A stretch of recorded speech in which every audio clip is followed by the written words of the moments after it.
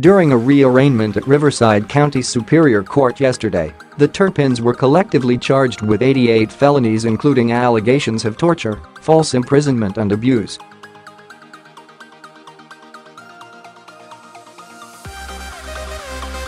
David Turpin, 56, and his wife, 50, allegedly beat, shackled and starved 12 of their 13 children, who ranged in age from 2 to 29.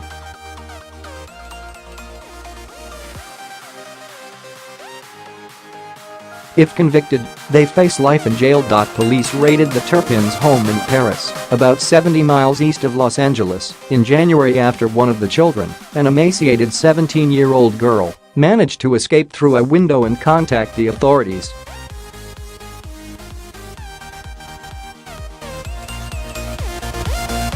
Deputies found the girl's 12 brothers and sisters trapped inside the darkened, foul-smelling house, some of them chained to beds.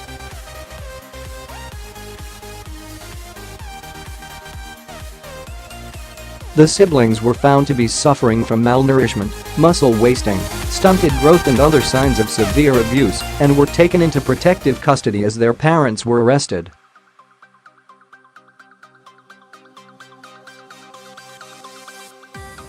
Prosecutors say the children were denied proper nutrition, basic hygiene and medical care, and were harshly punished for perceived sins such as wasting water by washing their hands above the wrist.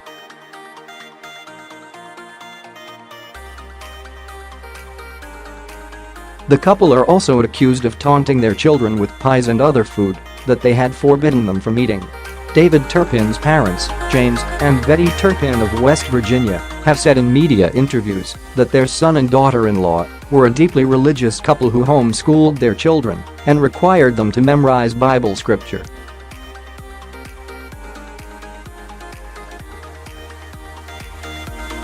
David Turpin, who worked as an engineer for aeronautics and defense contractors Lockheed Martin and Northrop Grumman, was also charged with 1 count of committing a lewd act on a child, plus 8 counts of perjury.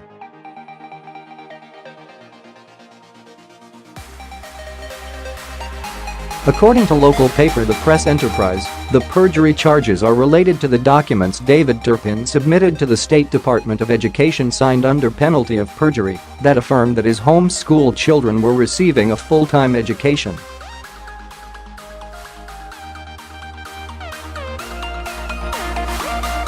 While Louise Turpin would occasionally teach the children lessons, prosecutors say many would go for years without any schooling.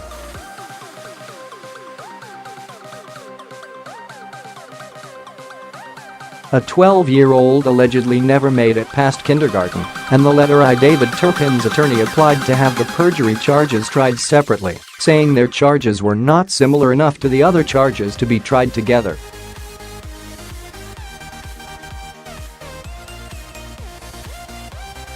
Judge Bernard Schwartz denied the motion, saying the lack of education is part and parcel to the entirety of this case.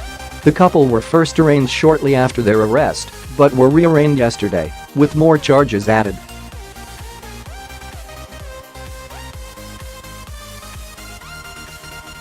The couple entered not guilty pleas to all charges and denied all allegations. A trial readiness conference was set for October 5, when it is hoped a tentative trial date can be set.